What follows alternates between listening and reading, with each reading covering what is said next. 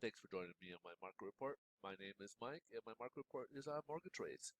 If you're new to my channel or my videos, we kind of create these videos on a daily basis on mortgage rates and find out what's impacting them and share that news with you folks. Give you kind of inside scoop as to let you know if it's something from the headline news or if it's economic data or geopolitical, or sometimes it's just a market sentiment that's out there that um, sometimes good news should be good for bonds, but however it's reacted negatively.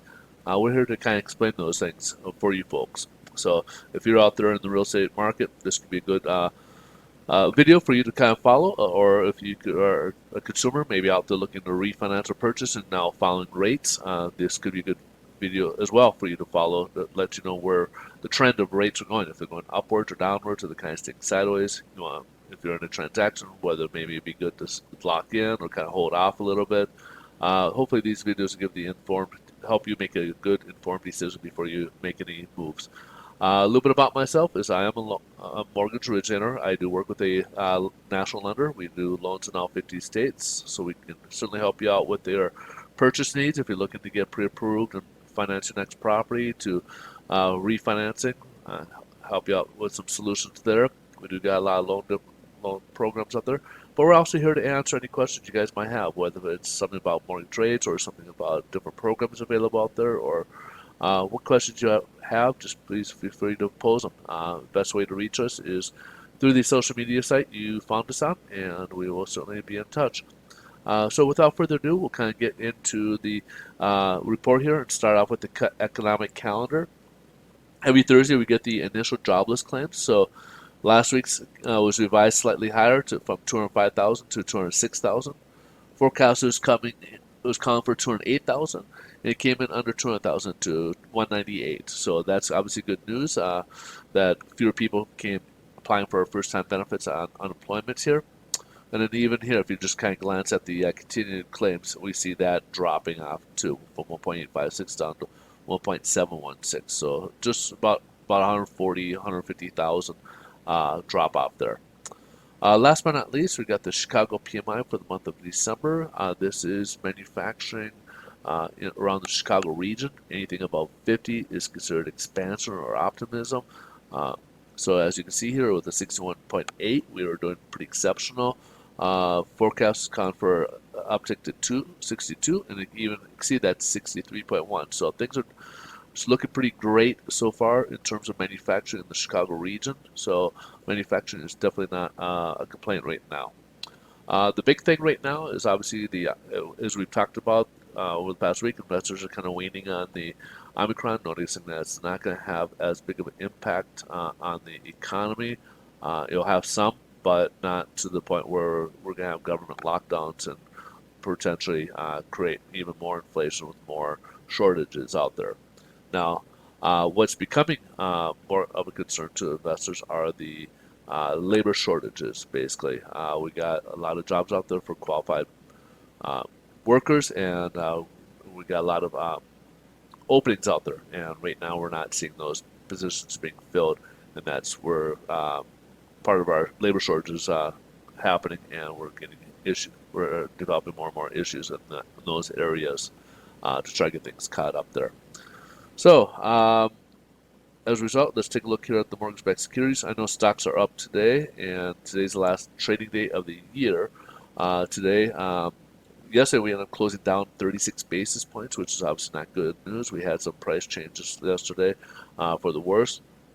We did test a little bit lower, but right now our pricing should be on par where we left off yesterday. So we're about our pricing. So those who didn't do maybe a third price change yesterday, they may have put it into today's pricing. So pricing should be a little bit worse today or about the same.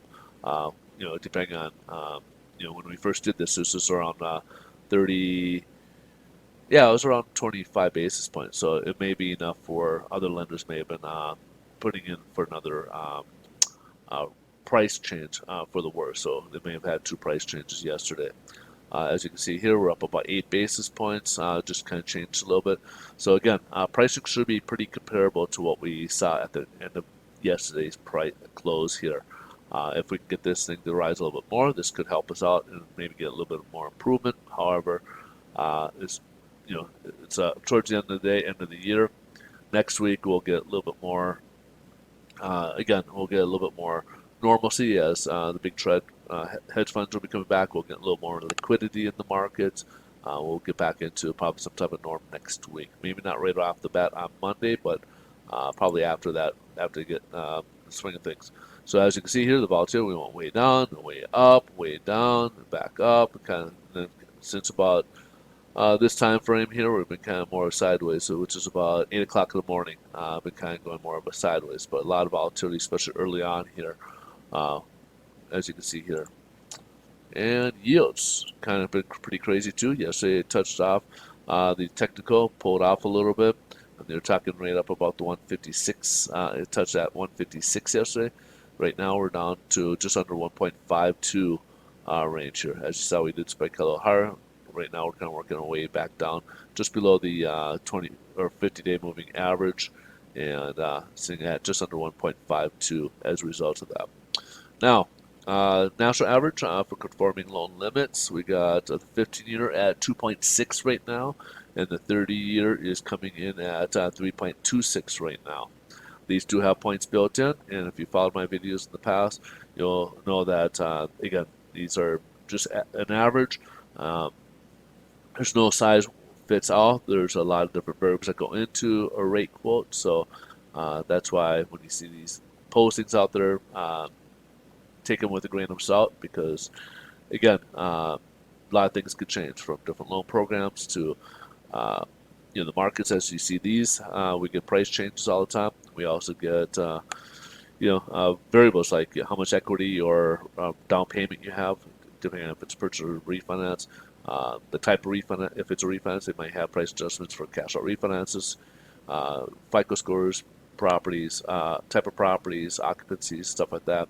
Those are all factored into it. So it's not just one of those criteria, it's all those criteria put together. Is how they'll look at that, and those are the risk factors that they'll use to base on their pricing. All right, folks, so that's pretty much the wrap for the day. If you guys got questions, again, please feel free to reach out. If you guys like these videos, please help us out and smash that like button. We greatly appreciate you guys. Thank you so much for watching. Tomorrow will be closed, for the markets will be closed for New Year's. I hope you guys have a happy New Year's, and we'll look forward to see you guys on Monday. Have a wonderful week. Take care. Bye-bye.